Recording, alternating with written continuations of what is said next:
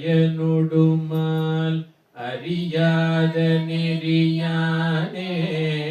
கோங்கமல சேர்குவி முலையாள் கூறா வெண்ணீராடி ஓங்கையில் சுழ்திருவாரூர்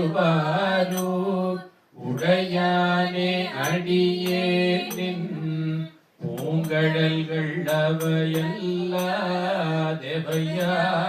புகழேனே சடையானே தழலாடி தயங்கு மூயிலை சூழ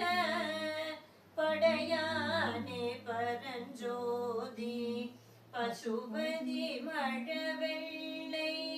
விடையானே விரி பொழில் சூழ் பெரும் துறையடியே நான் உடையானே உனையல்ல ஒரு துணை மற்றறி ஏனே முற்றாரையான் வேண்டேன் ஊர் வேண்டேன் பேர் வேண்டேன்